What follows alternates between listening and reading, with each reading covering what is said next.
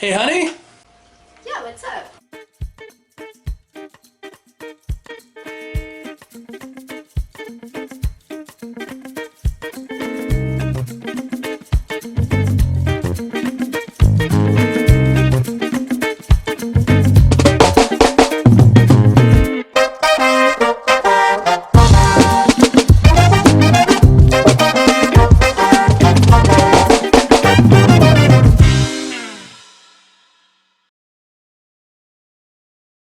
Everybody, I'm your board barista Fen, and this is Geeky Grind, a show where I talk about all this nerdy stuff I've been doing throughout the week, part of that grind to be a tabletop gamer.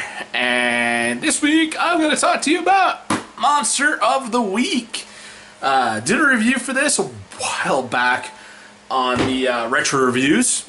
Talked about my initial take, having read the book, and finally have gotten to actually play this game, and I can't tell you how awesome this feels of a role-playing game. It's 90% winging it, and that's amazing, because I ran a Christmas game for half of my D&D group because our regular DM, my good friend Josh Sennett, he wasn't able to run the game, so I hopped on and created. This page of notes is the whole one-shot game that I ran. Basically, I called the game Boxing Day Gremlins. Gremlins being one of my favorite Christmas movies. It is totally a Christmas movie, you know. Just right there with Die Hard. Die Hard is actually Josh's favorite Christmas movie, but I think I got a contender for a new favorite Christmas movie, better than Gremlins. Not a monster movie. It's Violent Night, the movie that came out. It's got the guy that plays Hopper from Stranger Things playing Santa. That movie is awesome. Definitely go see that one. Up on Amazon Prime Video right now, so if you got Prime, go check that movie out. It's good. It's a perfect Christmas movie. If you love action Christmas movies, then that's your movie. But no, so we did Boxing Day Gremlins. We did basically, I created a sequel to Gremlins and ran it through. Basically, I was like, well, yeah, what if a couple Gremlins survived? And I was figuring, well, the animal control officer would definitely find one of these things, capture it, and take it back to his place. They found this news report about what was going on. They decided to go track it down. One of my friends was it was Tanya and Brittany, and Brittany was playing the mundane. She was playing the Xander, if Buffy Vampire fans, the monster bait character, and Tanya was playing the expert, who somehow had a flamethrower. Because one of the awesome things is the expert in these things that knows everything, has like all sorts of weird stuff, or knows how to find them. So yeah, so they investigate, they kill the gremlin that was about ready to eat the animal control officer once sun went down. I had this nice timer system where I'm like, okay, I even looked up online to get historically accurate, because Kingston Falls is actually a real town in Pennsylvania.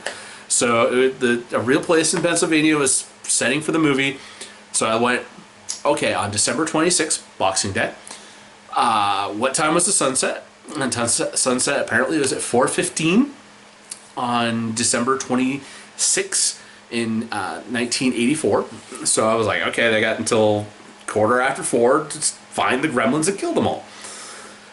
Easily take care of the one gremlin that's at the animal control officer's house, and they ended up going back to the bar, down into the basement, because I had like the bar had exploded. I believe that happened in the movie.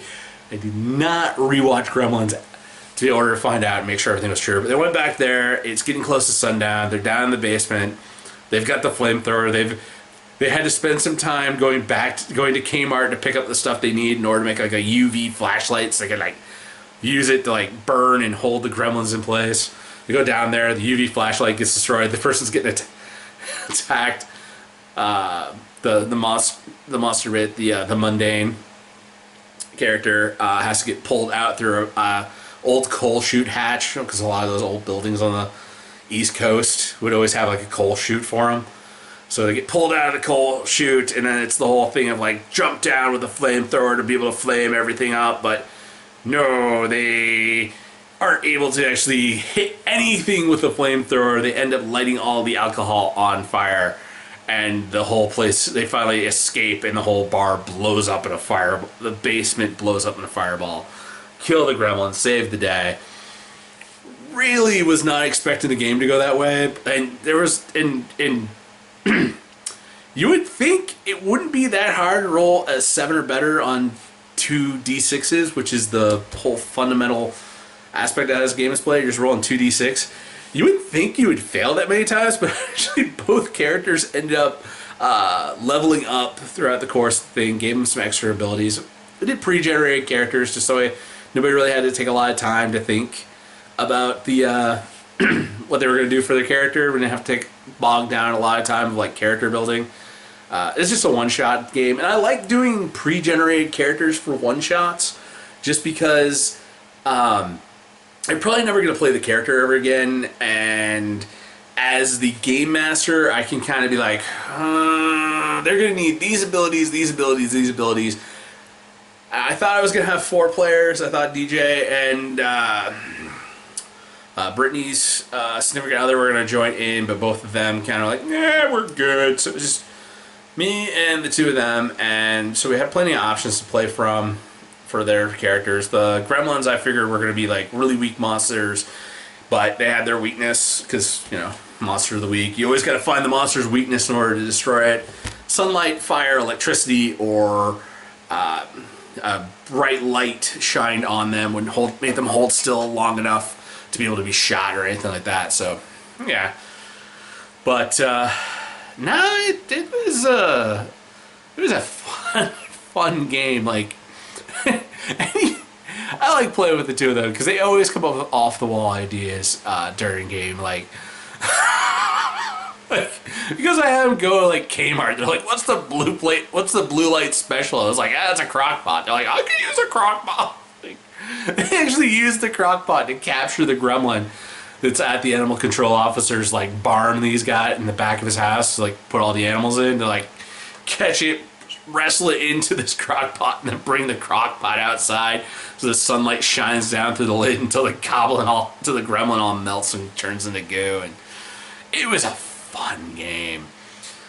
So yeah, no, definitely check out Monster of the Week. I think the players also enjoyed this failing forward, this whole thing of like, because so many games are designed where it's like you're only getting rewarded for success, and having a system where it's like, no, you're a hero, you succeed all the time. When you mess up and you have a moment of, oh shit, I shouldn't have done that, or this is gonna hurt. Having those moments where you're not full, it's not just a whole thing of you're only getting rewarded for doing good. You're only getting a reward for success. You're only positively reinforcing actions that lead to, you know, killing the monsters or beating the traps or something like that. You're rewarding your players for their for the bad luck of the dice. Be like, I know the dice messed you up on that thing, but yeah, we're gonna get it. You can get a point, experience point, and you can start getting some more abilities so the dice don't really mess with you all that much anymore. I think that's a really great way to go. It's definitely making me want to look into more of the Powered by Apocalypse games, the rule system that this game is based off of. Definitely making me want to play this game a lot more. Hopefully the 2 of them are putting some bugs in the ears. Hopefully Josh and DJ are both kind of like, I missed out on this one. I don't want to miss the next one. So I got to come up with a new Monster of the Week. So if somebody's got a monster movie, TV show episode or something like that they want to leave down in the comments down below for me to get some inspiration, that'd be awesome. But as for painting and everything, the Invader ATV. Oh, stuck down a little bit. The Fire Strike servo turret. And the Paragon war suits. That's right, they're all done. So that only leaves getting the last few issues of the Imperium magazine.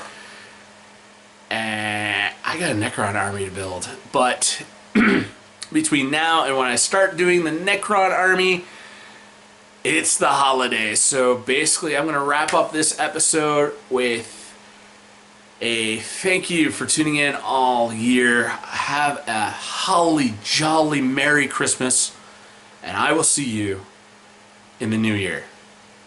Peace. P.S. Go fight some monsters. Get a copy of Monster of the Week. It's an amazing game. Your players will love it. Bye. Hey everybody, thanks for staying till the end of the episode. Remember to like, share, subscribe. Follow us on Facebook at Board Barista Productions. And if you want to support us, Patreon link at the bottom.